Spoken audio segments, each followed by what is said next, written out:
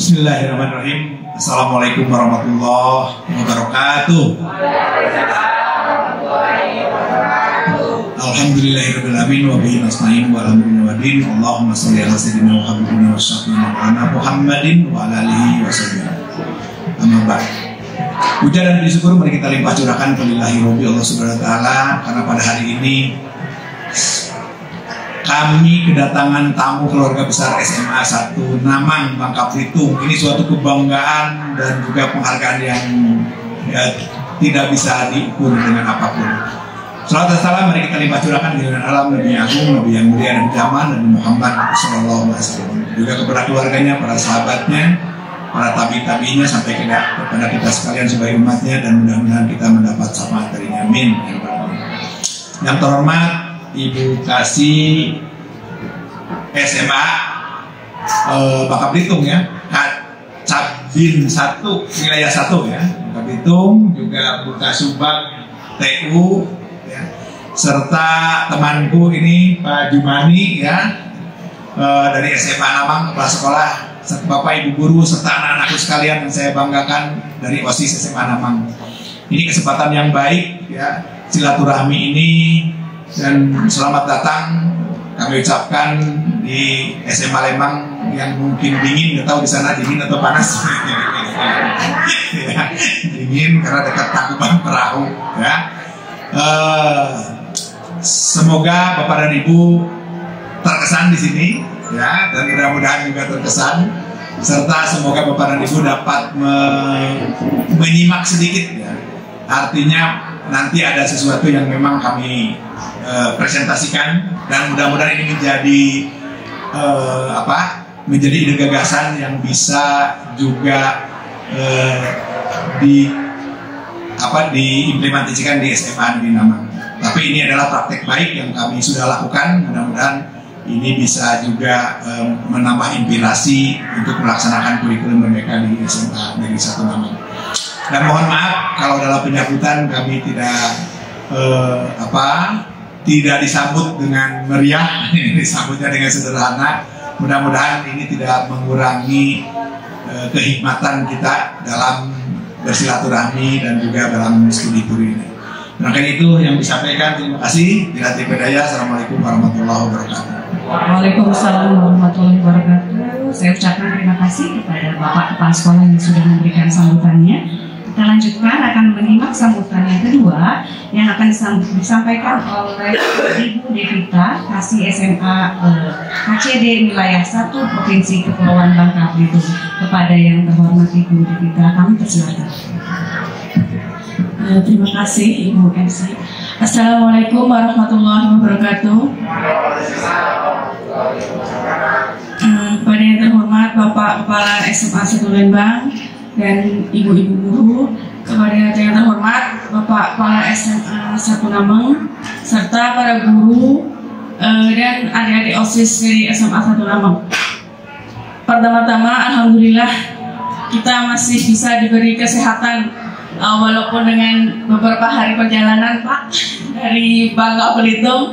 Alhamdulillah pagi ini masih sehat walafiat, masih bisa mengikuti kegiatan di SMA 1 Lembang.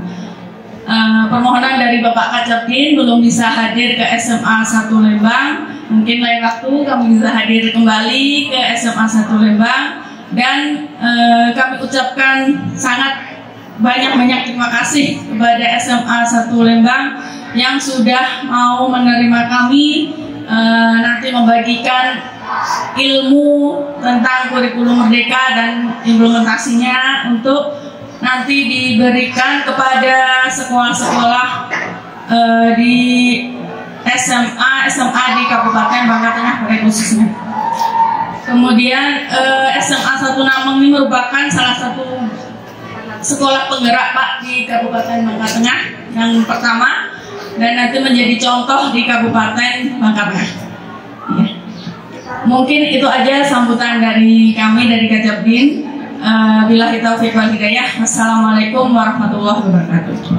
Waalaikumsalam warahmatullahi wabarakatuh. Terima kasih kepada Ibu Devita atas sambutannya.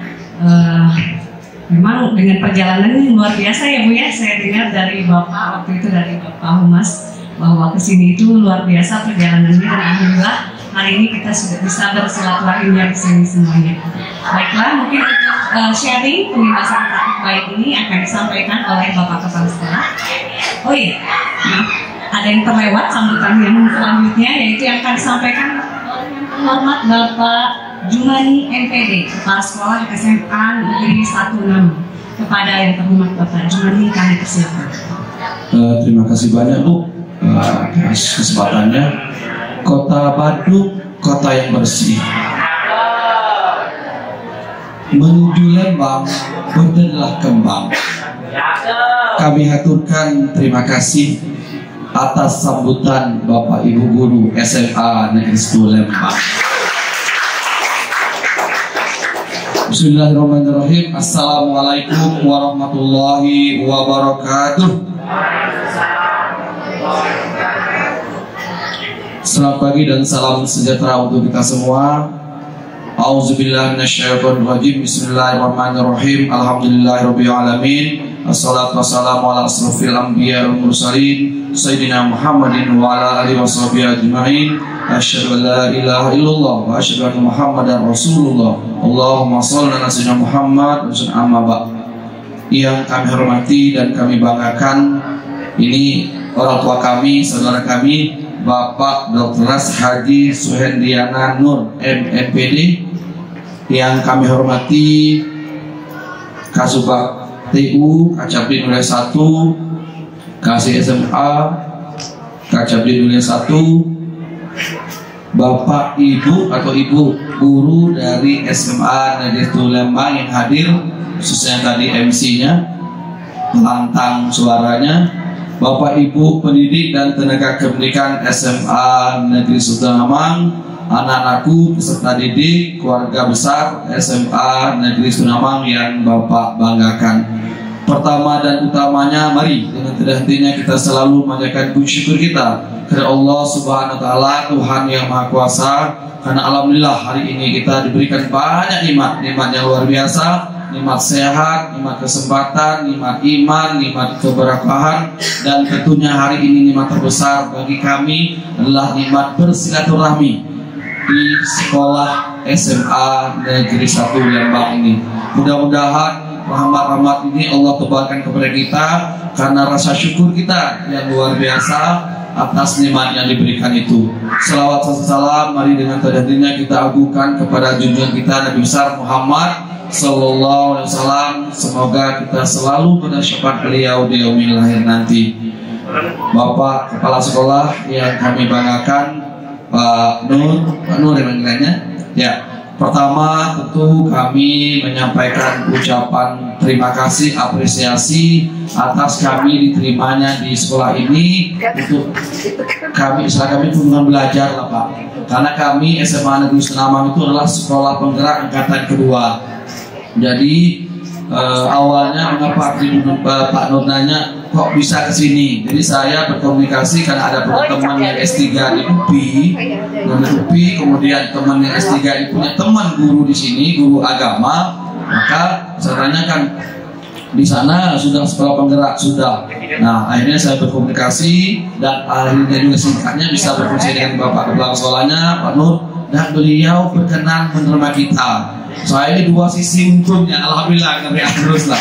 Mengapa? Karena hari ini tempat ini selain di posisinya memang strategis, dan kita juga istilah itu bisa sekali jalan dua kali yang kita dapatkan ke ini, kemudian ke tempat wisata yang kita tujukan yang memang di sini ikon terbesar Gunung Temon Perahu. Nah kami kita bisa ke sana, dan ini kesempatan mungkin Tuhan berikan kepilihannya, rahmatnya luar biasa. Jadi kita bisa berselanjutnya bisa belajar banyak di sekolah besar ini. Saya terkejut dengan kelasnya, 36 kelas. Kita setengahnya. Bayangkan 36 kelas itu berapa muridnya, berapa gurunya. Saya kemarin juga terkejut, hampir 100-an lebih. Kita gurunya tidak sampai 30. Total saja tenaga kita hanya 42. Total seluruh dari staf TU dan gurunya. Sementara murid kami itu hanya 588 sekarang. Mungkin kalau di Lembang ini kelihatan wah ribuannya. Nah ini luar biasa, dan hari ini tentu kami sangat berterima kasih, menyampaikan apresiasi, ungkapan syukur yang setinggi-tingginya lah atas diberinya kesempatan untuk belajar mengenai kurikulum Merdeka ini. Pak Kepala Sekolah yang kami hormati, betul, jujur, kami harus banyak belajar ke sini. Memang kami baru mulai bergerak, Pak. Di bulan Juli itu kami kebetulan sudah ditunjuk, kita ikut seleksi sekolah penggerak, lolos, dan Bangka Belitung itu dapatnya 3 sekolah. Jadi SMA Negeri 1 Namang, SMA Negeri 1 Jebus, SMA 1 Belitung. Untuk Bangka Belitung, jadi 3 sekolah yang dapat di angkatan kedua. Nah saya sudah cita-cita kapan mau belajar, pasti tidak mungkin hanya belajar, karena di Bangka sendiri, Bangka Belitung tidak ada yang memang ini sekolah penggerak awal, kecuali 1 sekolah, itu pun mereka masih belajar. Akhirnya kita punya cita-cita waktu itu bagaimana suatu waktu kita bisa berkunjung ke luar daerah. Dan sebagian besar dari kami ini, Pak Nur ini baru pertama kali ke Bandung gitu, ya ke Jawa. Itu pertama kali sebagian. Dan ini momentumnya luar biasa. Apalagi ini hari ini kami bisa ke Bandung, terutama bisa ke tempat-tempat wisata di sini. Dan tentunya yang paling besar adalah kami bisa belajar di sini. Dan mudah-mudahan hari ini kita bisa mengerti. Kami ada tim KSP-nya sama dengan mungkin di sini. Ada 5 guru semua, mungkin nanti Bapak Ibu tim KSP, Bapak Ibu guru semua kita bisa banyak belajar. Saya juga bangga melihat dari sekilas kita bisa melihat bagaimana presentasi anak-anak, dan itu bisa menghadirkan orang tua dan orang tua bisa hadir. Dan ini hal yang luar biasa nanti yang perlu mungkin kita aplikasikan di sekolah kita. Kita coba bagaimana. Nah ini kesempatan seperti ini Bapak Ibu belajar seperti ini tentu secara teori kita paham, tapi setelah praktik sesungguhnya hari ini kita hadir di sini, inilah awal satu bisa berkembang. Harapan nanti dengan penjelasan dari kepala sekolah, Pak Nur tentang bagaimana praktik baik, best practice yang ada di sekolah ini, nanti kita punya gambaran bagaimana nanti ke depan sekolah kita juga bisa jadi pionir untuk mengimbas, mendiseminasikan ke sekolah-sekolah lain. Sesuai ini semuanya kebetulan kemarin kita ada kelas 11 dan 12. Dan ini sebagian anak pengurus OSIS. Saya ingin belajar di sini. Nanti bisa mungkin bertanya dengan teman-teman OSISnya, bagaimana sih OSIS paling tidak seperti ini, sehingga nanti kalian juga bisa diskusi.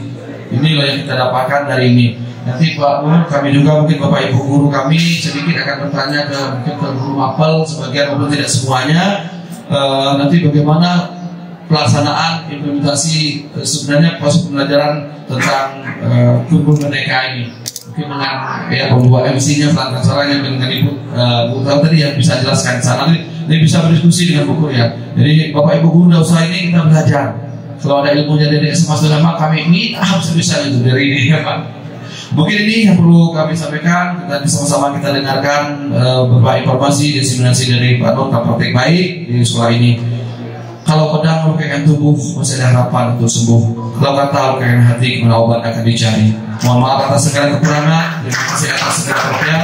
Bila taufiq wal hidayah. Wassalamualaikum warahmatullahi wabarakatuh. Waalaikumsalam warahmatullahi wabarakatuh. Terima kasih kepada Bapak Jumani yang menyampaikan sambutannya. Insya Allah Bapak, kita sudah takdir Allah ini bisa berjumpa di sini. Mudah-mudahan kami dari SMA Negeri 1 Lembang bisa sharing apa yang sudah kami praktekkan. Mungkin jika nanti ada yang dirasa bermanfaat bisa diadopsi gitu atau nanti juga akan hadir juga OSIS dan MPK dari SMA 1 Lembang juga. Kalau mau berdiskusi, kami sudah ada guru mapel juga, ada Bu Amira, ada Bu Dewi juga sekalian dari mapel bahasa Indonesia ya.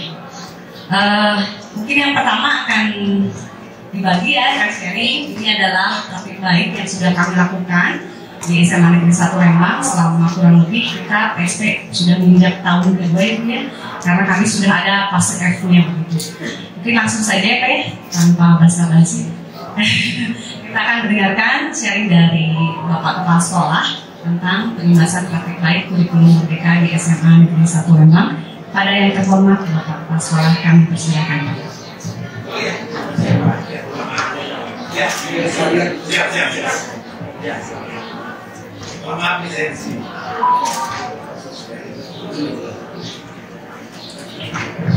Ya, barangkali sebelum presentasi ya,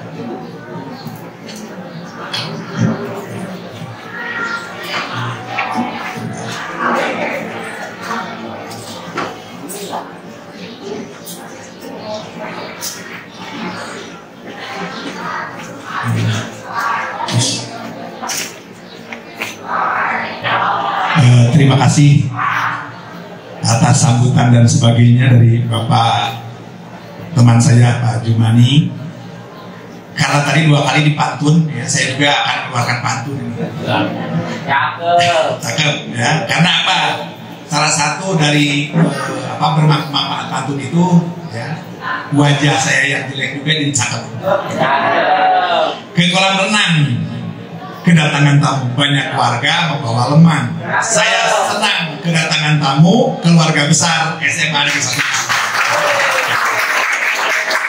Nah, Bapak-Ibu sekalian, sambil menunggu saja. Baik, ini merupakan praktek baik dari SMA Negeri Lembang, yaitu yang banyak di kedatangan tamu di sini. Ya, kita sudah mungkin hampir 20 sekolah yang di sini. Adalah karena di sini itu ada pembelajaran yang mungkin agak aneh. Ya. Pembelajaran ini adalah dinamakan pembelajaran tematik integratif kolaboratif. Nah, pembelajaran ini tentu bukan tanpa dasar.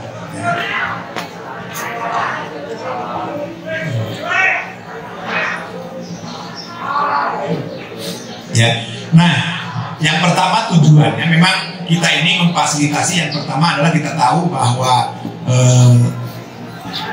transformasi seleksi ke perguruan tinggi sekarang sudah berubah. Ya.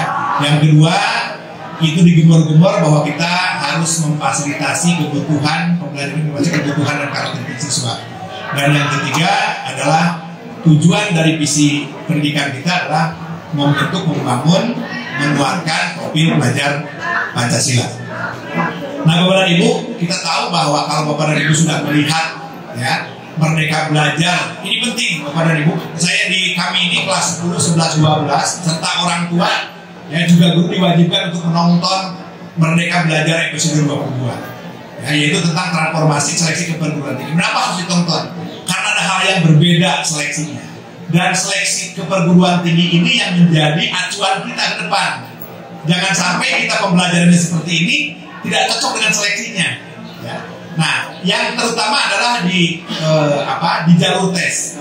Di jalur tes sekarang itu tidak lagi berbasis konten mata pelajaran, fisika, kimia, biologi dan sebagainya, tetapi sekarang hanya satu tes, yaitu tes skolastik. Di mana tes skolastik ini adalah perlu pemahaman kognitif, perlu daya nalar untuk menjawabnya, yaitu terdiri pemahaman kognitif, penalaran matematik, literasi bahasa Indonesia, dan literasi bahasa Inggris. Literasi bahasa Indonesia dan bahasa Inggris bukan grammar, struktur dan sebagainya, bukan. Tetapi bagaimana bahasa ini bisa mengantarkan, anak-anak memecahkan masalah dengan daya nalarnya. Itu adalah seleksi perguruan tinggi. Nah, yang dituju oleh kita adalah profil pelajar Pancasila. 6 dimensi profil pelajar Pancasila yang harus dikuatkan. Kalau hanya di showcase saja yang terakhir atau P5 saja pembuatan profil pelajar Pancasila yang 3 bulan sekali, ya kemungkinannya itu tidak akan cukup untuk menguatkan dimensi-dimensi profil pelajar Pancasila. Yang ketiga adalah kita tahu bahwa anak-anak itu adalah individu yang unik, yang mempunyai kecerdasan, gaya belajar, kebutuhan, karakteristik, minat dan sebagainya yang berlainan. Ini juga tidak boleh kita indahkan, harus kita fasilitasi. Nah, dasar dari ini ada dasar pembelajarannya. Bagaimana dasarnya? Yang pertama ini Bapak dan Ibu, kita tahu bahwa pergeseran pekerjaan itu sudah beralih dari rutin work kepada kreatif. Bagaimana yang rutin work itu? Yang rutin work itu yang kerjakan itu gitu saja. Ya, kalau guru biasanya ke sekolah, ya, duduk, ngobrol, ngajar, duduk lagi, istirahat, ngajar dan sebagainya. Tidak pernah melakukan hal yang inovatif, itu berarti rutin. Ya, sekarang lihat pabrik Jerman misalnya. Pabrik Jerman ya, dalam membuat suatu baju, pakaian, itu yang membuat saku-saku aja semua, membuat kerak-kerak semua, memasangkan kancing-kancing aja beberapa ratus orang. Nah, itu adalah rutin. Tetapi di negara maju itu sudah ditinggalkan. Sekarang itu sudah beralih kepada kreatif. Yang kreatif itu ketika orang kreatif itu melihat masalah seperti tadi yang membuat ini saja, membuat itu saja, dia membuat suatu mesin yang bisa mengerjakan, membuat kerah, memasangkan kancing, memasangkan saku, maka ribuan orang yang rutin itu pasti di PHK. Hanya dengan satu mesin dan mungkin satu operator. Nah, negara maju itu hampir penduduknya adalah kreatif. Sekarang negara kita, negara berkembang, itu hanya sedikit saja orang-orang yang kreatif. Ini harus dilatihkan kepada anak kita. Ciri dari negara kreatif itu banyaknya riset, banyaknya penelitian. Anak-anak harus diajak berkontribusi untuk kepada lingkungannya, melihat masalah, memecahkan masalah, mencari akar masalah, mencari ide solusi seperti tadi. Nah, yang kedua adalah adanya development. Dengan development itu pengembangan banyaknya ide baru, banyaknya kreativitas baru, banyaknya hal-hal yang baru, banyaknya rekayasa baru dan sebagainya. Lalu yang selanjutnya banyak desain-desain baru. Silakan Bapak dan Ibu sekarang banyak sekali dijual di baik Shopee, Lazada, Bukalapak dan sebagainya. Hal-hal yang kecil yang mungkin itu adalah tidak terpikirkan oleh kita. Dan itu masalah sehari-hari. Pel saja, alat pel, itu dulu nggak bulat, sekarang itu ada yang gepeng, yang bisa, yang segitiga, yang bisa berpikir-pikir dan sebagainya. Karena ada timbul dari masalah. Itu adalah development, itu adalah desainnya bagus.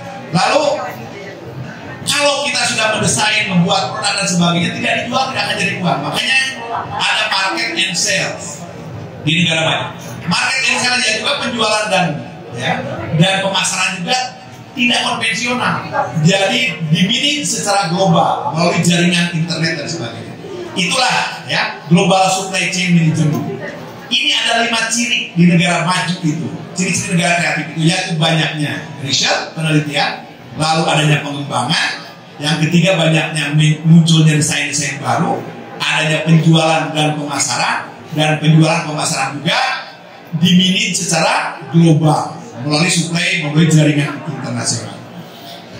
Dan selanjutnya Bapak dan Ibu, dari dulu kita selalu mendengungkan kemampuan abad 21, yaitu 4C. Di kurikulum 213 4C itu selalu didengungkan, tetapi pelaksanaannya pembelajaran begitu-begitu saja.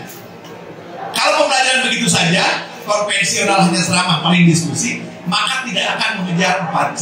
Tidak mempunyai kemampuan berpikir kritis dan memecahkan masalah, kemampuan berpikir kreatif sehingga timbul kreativitas, kemampuan berkolaborasi dan kemampuan berkomunikasi. Ini harus dilatihkan kepada anak. Nah, bagaimana melatihkan ini? Di pembelajaran. Yang ketiga, ini kerucut pengalaman Edgar Deer.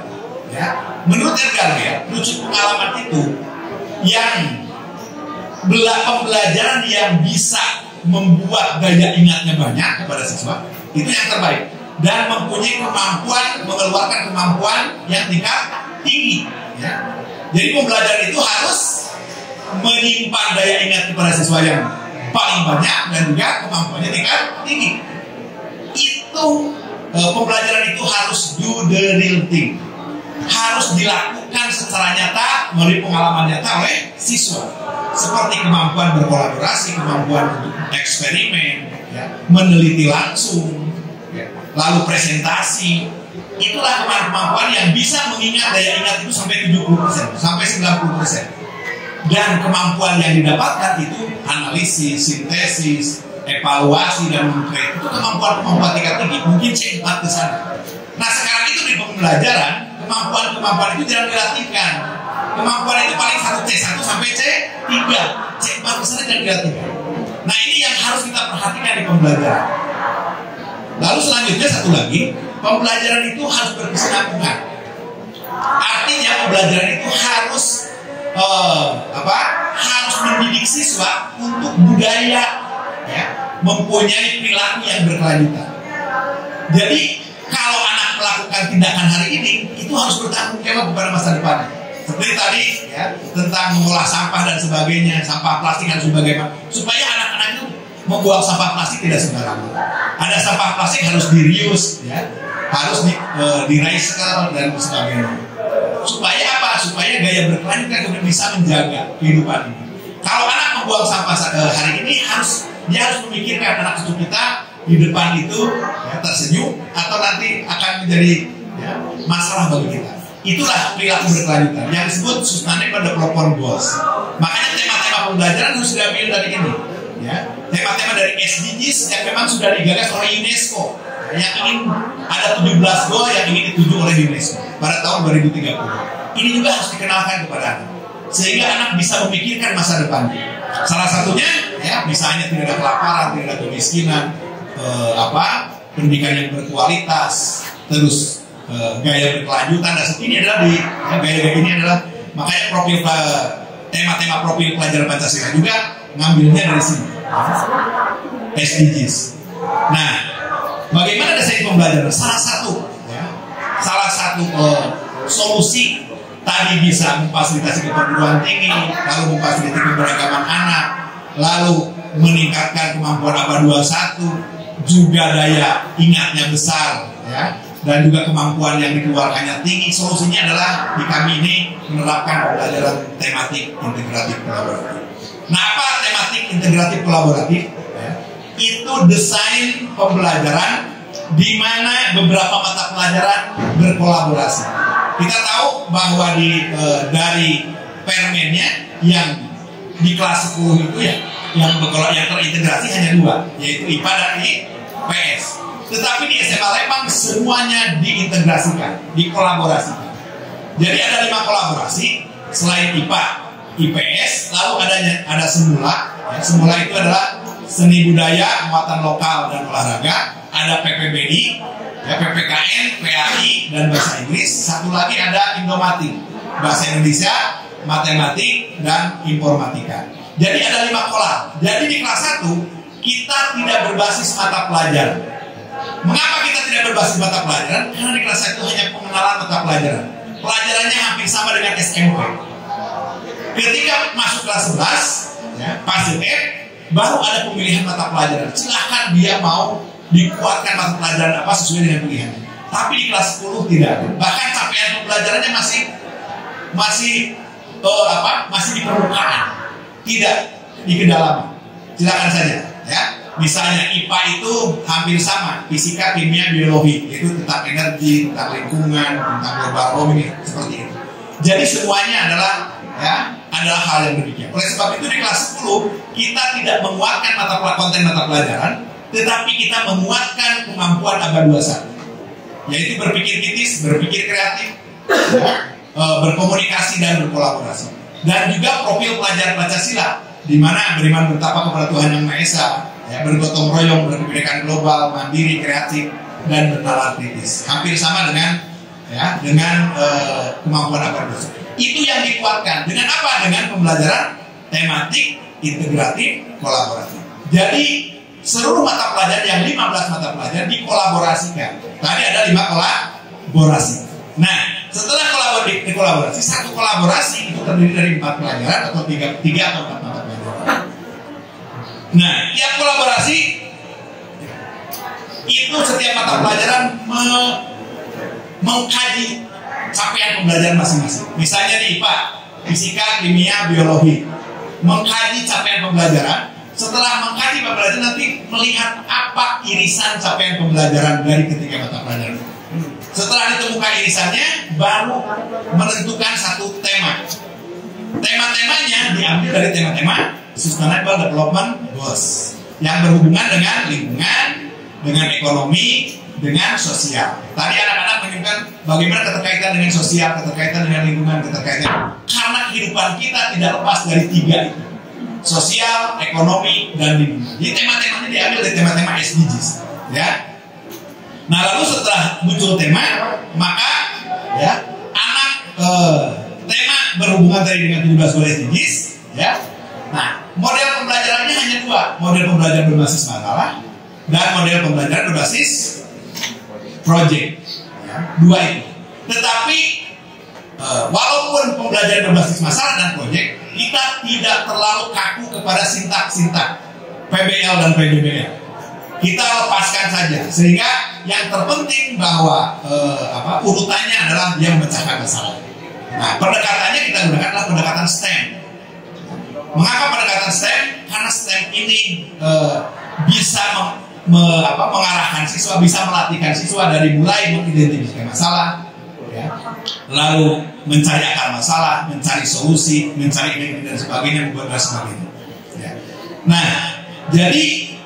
Nah, untuk keterlaksanaan pembelajaran maka dipandu dengan RKPD yang disebut RKPD STEM. Ya, nanti kita lihat. Nah di sini biasanya di setiap kolab ada minimal 3 LKPD. Ya. Nah ciri pemberdayaan STEM, ya ini cirinya pemberdayaan STEM. Yang pertama membentuk ya pola hidup, membentuk sikap ilmiah, dan juga perubahan perilaku yang berkelanjutan. Ini penting ya. Tadi dengan SDG supaya bisa melatihkan perilaku berkelanjutan misalnya. Yang kedua, di kognitifnya menerapkan pada sikap level tinggi, menganalisis, mengevaluasi, mencipta, ya dan lain-lain sampai metagogis. Nah, terus juga ada engineering prosesnya, di mana ada kemampuan dasar, proses dasar dengan mengamati, mengklasifikasi, memprediksi dan sebagainya. Juga ada keterampilan proses terpadu. Nah ini ada langkah-langkah STEM-nya. Di tahapan STEM-nya mulai dari anak-anak melihat lingkungan terdekatnya sekitarnya.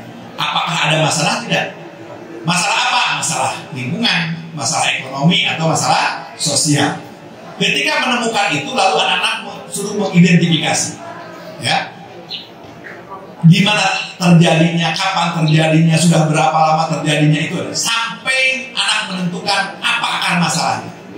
Karena akar masalah ini penting yang akan dipecahkan. Ya, mungkin masalah utamanya temanya mungkin tentang lingkungan, ya, tentang lingkungan, ya pencemaran lingkungan. Pencemaran lingkungan itu banyak. Akar masalahnya apa? Mungkin akar masalahnya ada budaya masyarakat membuang sampah sembarangan, misalnya, ya, salah satunya. Nah, jadi setelah itu anak suruh mengeksplorasi, dari berbagai belahan dunia, ya, secara global. Lalu anak juga mengeksplorasi di nasional, apakah ada masalah yang sama yang diselesaikan, dan di lingkungan sendiri dieksplorasi, dan lebih mendalam di lingkungan. Inginnya adalah nanti menyelesaikan masalah di lingkungannya, tetapi dampaknya secara global. Ya. Jadi locally, ya, think globally. Inginnya demikian. Jadi anak bisa menyelesaikan di lokal, tetapi dampaknya bisa global.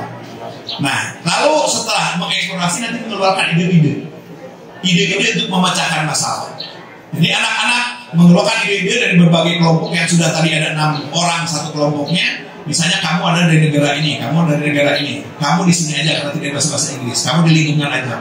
Nanti dari 6 orang di kelompok itu berdiskusi secara berkolaborasi, nantilah muncul satu ide. Ya, ide-idenya ditulis, apa saja ide kreatifnya, nanti dimunculkan satu ide yang akan diselesaikan solusinya. Jadi cari solusi. Jadi di sini, ya, analisis, lalu muncul satu ide. Setelah itu lalu membuat project design. Jadi anak mendesain seperti tadi, ya, anak ada mengidentifikasi masalah, lalu mengeluarkan ide-ide. Hanya satu ide, ya, anak itu membuat apa? Ya, ide. Nah, lalu setelah didesain, lalu dibuat projectnya. Ya, dibuat bisa ide gagasan, bisa prototipe nanti hasilnya. Kalau ide gagasan tidak usah dibuat satu bentuk prototipe, tetapi kalau prototipe ada seperti tadi ada bendanya. Lalu nanti setelah itu, ya, setelah jadi, maka nanti ada uji coba. Uji coba beberapa kali, lalu direfleksi bersama-sama, ya, hasil uji coba itu lalu diperbaiki, dan hasilnya nanti muncul adalah produk yang terbaik atau ide gagasan yang terbaik. Itulah yang nanti dipresentasikan. Seperti tadi adalah yang dipresentasikan adalah sudah mulai uji coba dan itu adalah gagasan terbaik.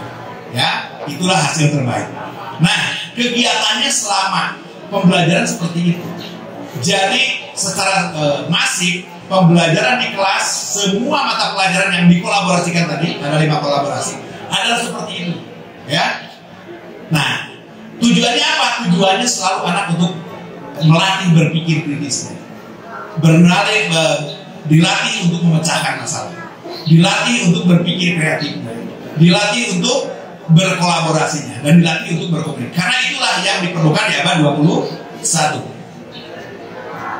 Nah, LKPD 1 tadi, ya, seperti tadi sudah dijelaskan bahwa di LKPD 1 itu siswa mulai menganalisis masalah yang ada di lingkungan sekitarnya, ya, lalu mengidentifikasi masalah, ya. Masalah itu tadi berhubungan dengan 17 goals SDGs yang berhubungan dengan lingkungan, dengan sosial, dan dengan ekonomi. Lalu siswa mengidentifikasi masalah, mencari akar masalah, dan menentukan akar masalah yang akan. LKPD 1 selesai, nanti ada presentasi yang nanti oleh anak-anak yang lain ditanggapi, oleh gurunya juga dibimbing, ya. Lalu LKPD 2 setelah menemukan akar masalah, lalu nanti mengeksplorasi dari berbagai belahan dunia atau dari Indonesia atau dari lingkungan kita sendiri untuk menyelesaikan masalah, ya. Setelah itu tadi ada ide gagasan. Ide gagasan itu diambil satu ide gagasan yang akan diselesaikan, lalu setelah itu dipresentasikan lagi. Nah, LKPD 3 ya, siswa mendesain ide gagasan, lalu membuat prototipe, ya, dan nanti setelah itu diuji coba, nanti hasil uji cobanya diambil karya yang terbaik, lalu dipresentasikan dan direfleksi. Itulah kegiatan-kegiatan kita setiap harinya. Nah, sekarang itu sudah kegiatan akhir dan sekarang itu sedang mempersiapkan showcase pada tanggal berapa? 23 ya, 21 dan 22. Ini pembelajarannya, foto-fotonya, ya. Anak itu selalu berkolaborasi seperti ini. Mau di luar, mau di perpustakaan, mau di dalam kelas itu selalu 6 orang itu berdiskusi, berkolaborasi. Ya, ini adalah pembimbingan guru. Jadi di dalam kelompok-kelompok itu guru membimbing, ya, untuk mengarahkan, ya. Tetapi anak-anak dibebaskan, ya, bagaimana dia memecahkan masalah. Ini adalah presentasi. Jadi 3 rangkaian ini adalah selalu dilaksanakan di dalam kita, sehingga diharapkan bahwa keterampilan-keterampilan itu bisa terjadi, ya, bisa muncul, bisa dikuatkan. Nah, ini adalah yang terakhir tadi ada, ya, nanti dipresentasikan, ya. Ini presentasi, ya. Banyak sekali ketika dibebaskan seperti itu, banyak sekali karya siswa, ya, ide-ide kreatif. Seperti contohnya ada anak yang untuk mengatasi bagaimana membuang sampah itu tidak sembarangan supaya tertarik membuat robot sampah. Ada juga membuat ada dari kotoran sapi, karena di sini banyak sapi. Ada yang membuat briket, ada yang membuat pupuk, ada juga yang membuat apalagi Bu, briket, pupuk, ya, batu bata dan sebagainya, maka, ya. Nah, juga ada yang makanan sehat yang berkelanjutan dan sebagainya. Tetapi semuanya itu berdasarkan penelitian siswa, berdasarkan hasil kajian. Misalnya anak-anak itu gaya berkelanjutan, misalnya, ingin bagaimana anak ini membuat makanan. Anak-anak melakukan penelitian sederhana dulu dengan menyebarkan Google Form. Makanan apa yang disukai di sekolah ini? Muncullah makanan misalnya seblak, ya. Seblak itu nggak tahu di sana sudah terkenal gitu. Nah, sehingga apa? Dengan makanan itu bagaimana seblak itu menjadi sehat? Karena banyak seblak yang memang pedesnya, apanya dan sebagainya. Nah, anak-anak, ya, disuruh berpikir, ya, bagaimana dia menciptakan sesuatu yang berbeda dan juga mempunyai gaya hidup berkelanjutan. Ini, ya, respon siswa sangat baik, ya. Jadi ketika ditanya anak-anak senang dan sebagainya, di sini adalah bagaimana proses identifikasi masalah dalam mengambil tema. Ya. Anak-anak itu ya, di sini dia mencari sendiri, ya, ada mewawancara dan sebagainya. Ya. Ini pendapat guru dan pendapat juga siswa. Ya. Jadi responnya sangat baik.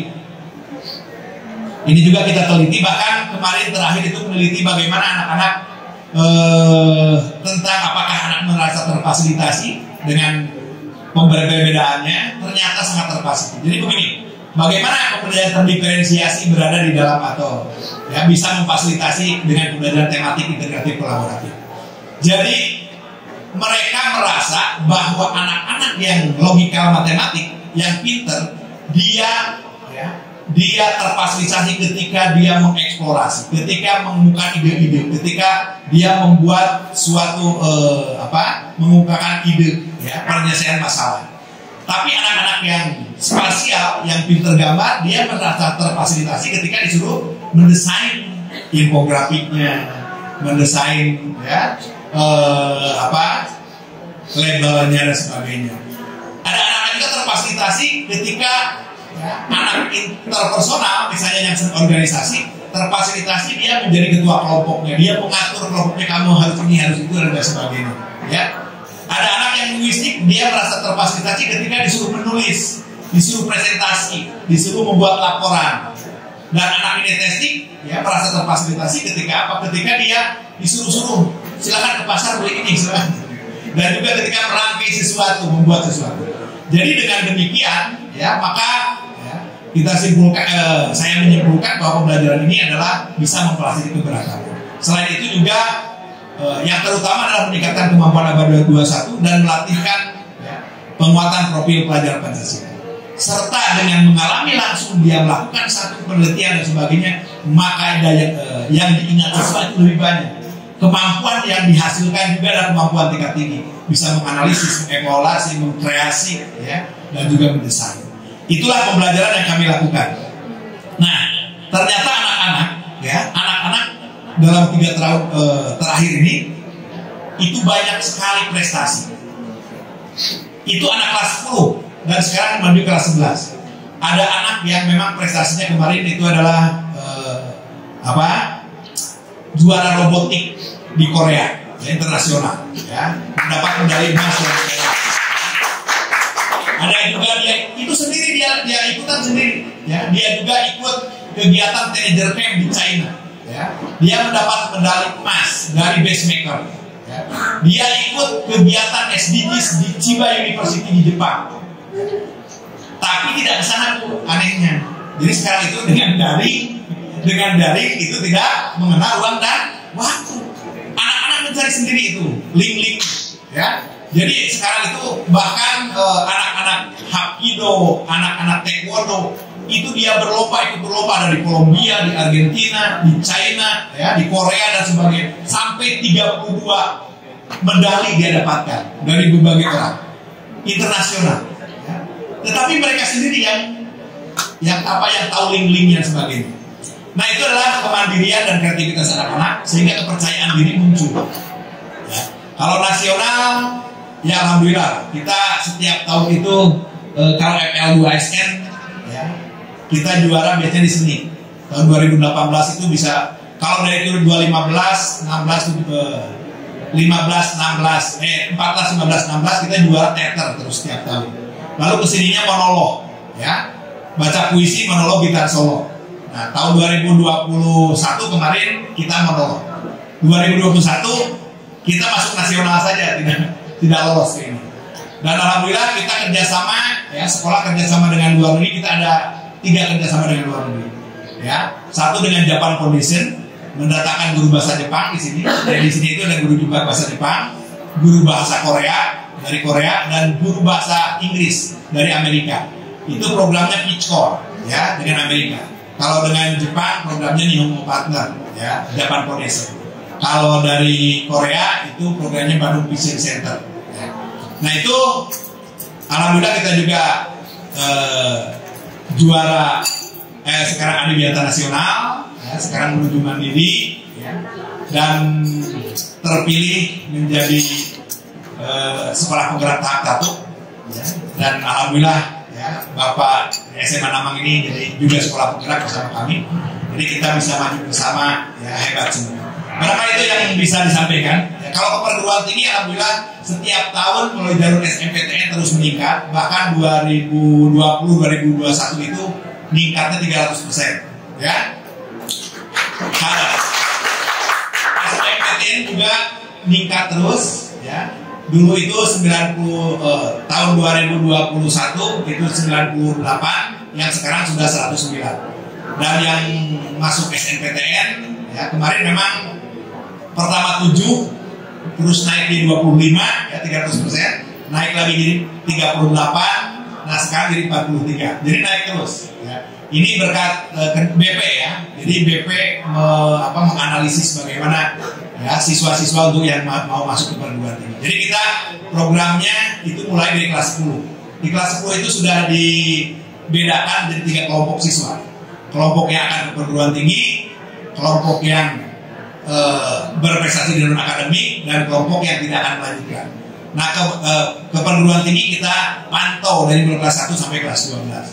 Ya. Lalu yang prestasi non akademik kita juga pantau dan fasilitasi sehingga prestasinya bisa juga menjadi portofolio masuk ke perguruan tinggi, ya, karena banyak juga masuk perguruan tinggi melalui portofolio.